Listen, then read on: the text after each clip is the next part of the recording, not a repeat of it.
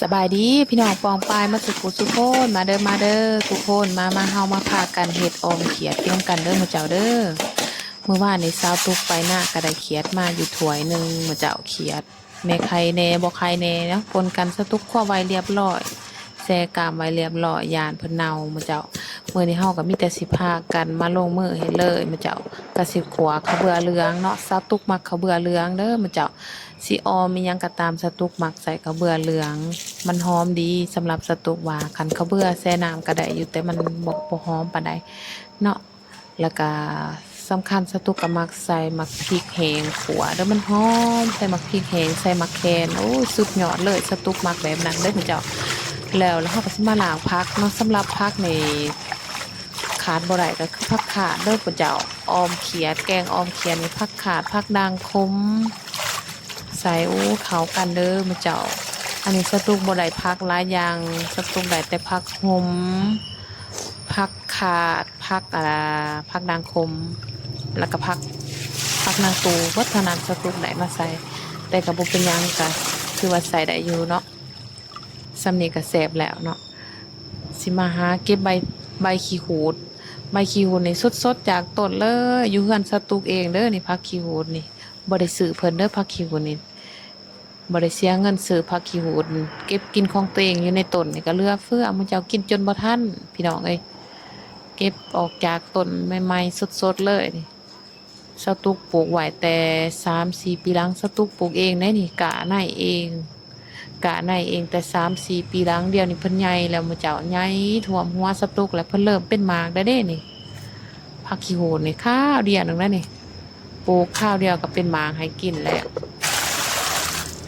กระเทียมมะลางมื้อเจ้าใส่ผักขี้หูดใส่หัวขาเด้อแกงออมเด้อมื้อเจ้าเด้อมันจึงหอมสำหรับผักชีไทยสตุกบ่มักใส่เด้อใส่แต่หัวขากับผักขี้หูดนี่ก็ถือว่าเรียบร้อยบ่ฮู้ว่าคันใส่ผักชีไทยแล้วมันเป็นหยังกินมันเป็นแบบแปลกๆนะสตุกบ่มักใส่แต่ผักขี้หูดกับหัวขาแล้วก็เครื่องหอมที่เฮาตำบางอย่างนี่เนาะใส่มักแคนก็คือว่าพอแหละสำหรับสตุกเด้อส่วนคนอื่นเฮ็ดหันมากแบบใดก็ไปปรับสูตรกันเอาเด้อเจ้าเด้อเนาะก็จะมาคายน้ำใส่ปลาแดกขาดบ่ได้ก็คือปลาแดกสตุกมักปลาแดกเด้อใส่น้ำปลาบ่ปานใดผู้ใดมักใส่น้ำปลาก็ใส่น้ำปลาเอาเด้อมาเจ้าสตุกนี่มักใส่ปลาแดกมันหอมมันนัวดีได้ปลาแดกกับปลาแดกเฮ็ดเองนี่เด้เนาะสตุกที่สตุกว่าเขียดที่สตุกคั่วไว้เมื่อวานนี่สตุกแซ่กามไว้เรียบร้อยมีแต่เอามาปอนลงหม้อเลยมื้อเจ้าก็เอามาปอนลงหม้อเลยมื้อเจ้าเพิ่นก็สิละลายออกจากกันเองนี่เพิ่นก็ละลายออกจากกันเองเป็นโตไผโตมันบ่ทาคนแห้งบ่ทาคนหลายเด้อเพิ่นสิฮักสิหมุนเด้อนะก็สิประมาณนั้นเฮาก็สิมาปรุงเด้ใส่เครื่องปรุงเกลือมักเผ็ดแป้งนัวลงไปมันจะมักได้ก็ใส่เอาซีมความจางความเข้มสำหรับเฮามักว่าซั่นซะแล้วเราก็ใส่ผักลงไปหมดเจ้าผักที่เฮาเกียมไว้มีผักอีหยังในไผมักผักอีหยังในก็ใส่ลงไปสำหรับสตุกนี่ขาดบ่ได้ก็คือผักขาดกับผักด่างขมใส่กองแกงออมเขียดแกงออมกบเนี่ยโอ้ยสตุกขาดบ่ได้เลยมักได้ก็ใส่ลงไปหมดเจ้าแกงออมนี่อยู่สุเฮ็ดผักเหลืองเด้อมันเจ้าแกงออมยังก็ตามสตุกมักซ้ำผักสุกละพ่อว่าซั่นซะให้มันสุกแบบผักยังเคี้ยวบ่ต้องเอาสุกแบบผักมันเปื่อยมันเละมันบ่แซ่บเจ้ามันเปื่อยมันเละมันบ่แซ่บแถมบ่ฮู้ว่าสารอาหารก็สิหยังบ่เนาะคันเฮาไปแกงจนเปื่อยจนเละสตุกมักสุกแบบเขียวๆนี่เขียวๆแบบนี้แหละสตุกมัก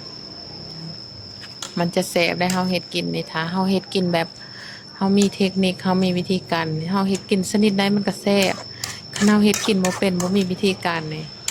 สิเฮ็ดชนิดใดก็บ่แซ่บสิของใหม่ของสดสำใดก็บ่แซ่บคันเฮาบ่มีวิธีการว่าซั่นซะคือสตุกนี่มักเฮ็ดกินแบบมักแบบนี้เฮ็ดแบบง่ายๆสไตล์บ้าน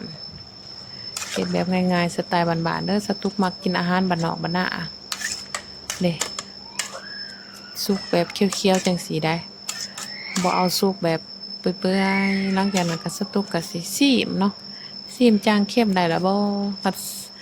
มันได้แล้วสมมุติว่าเฮาพอดีแล้วรสชาติจางเข้มนี่ก็มีแต่เกี่ยมสิโป่งเลยได้นี่บ่ต้องให้มันพักมันเหลืองสุกสำนี้ถือว่าพอแล้วสตุกมักสว่าเฮาเอาปอนพักลงเฮาคนไปคนมาปอนพักลงแล้วเฮาคนไปคนมาแล้วพอดีหมอเฮามันกลับคืนมาฟดแบบถือว่าพ่อสำหรับสตุกค่ะถือว่าพ่อเกี่ยมโป่งเลยบ่ต้องเอาให้เพิ่นโพดเทิงนี่จางเข้มนี่ได้แล้วนี่สำหรับสตุกนี่แซ่บและรสชาติจางเข้มได้แล้วมีแต่เกี่ยมใส่ข้าวเบื่อบัดนี้ข้าวเบื่อเหลืองที่สตุกหัวไว้เอาข้าวเบื่อเหลืองลงไปใส่เลยคุเล่คุเล่คุเล่คุเล่คนไปคนมาหอมพุ่นหอมกลุ่มหอมกอมโอ้อายออกแล้วกินหอมแล้วมื้อเจ้ากินหอมกลุ่มหอมกอมแล้วมื้อเจ้าขั้นตอนใส่ข้าวเบื่อนี่แหละโอ้หอมสุดๆหอมสุดยอดเลยเข้ากันเลยกับผักนางตูกับน้ำปลาแดกกับกินมักแคนโอ้หอมกลุ่มหอมกอมมื้อเจ้าเป็นอันว่าสำเร็จเสร็จสิ้นมื้อเจ้าแล้วได้นี่ได้บ่ต้องไปข้างให้มันดนกว่านี้ได้ไปข้างให้มันดนกว่านี้นี่ผักเฮามันก็สิมันสิเปื่อยสิเละได้ให้มันสุกแบบเขียวๆสีสันมันก็เป็นตาหนาอยากมันสุกแบบเขียวๆนี่สีสันมันก็เป็นตาหนาอยากรสชาติอาหารมันก็ยังแซ่บมันก็ยังดีเนาะเอาเป็นอันว่าสำเร็จเสร็จสิ้นมีแต่โป่งเลยจ้าเรียบร้อยมื้อเจ้าแล้วได้นี่มื้อเจ้ามาสตุกสิตักแล้วนี่เกียมหาพระเขาแล้วได้มื้อเจ้ามาเด้สตุกสิตักแล้วเด้เป็นตาแซ่บได้มื้อเจ้าสตุกเห็ดนี่เป็นตาแซ่บมันสุกเขียวๆมันจึงแซ่บเฮ็ดกินหอมแกงอ่อมสตุกเห็ดนี่หอมขนาดหอมข้าวเบื่อหอมข้าวเบื่อหอมผักนางตูหอมน้ำปลาแดกโอ้มันเข้ากันเด้หอมหมักแคนอีกน้อยหนึ่งโอ้แซ่บขนาดแซ่บขนาดมาสุขูสุกคนมากินน้ำสตุกนี่สตุกหาเรียบร้อยแล้วได้นี่หิวเข่าวอีกนี่บ่เบาร้ายยายห่างมากินพร้อมกันเด้อเอาขอบใจพี่น้องปองปายหมดสุขูสุกคนที่เขามาเบิ่งเจอกัน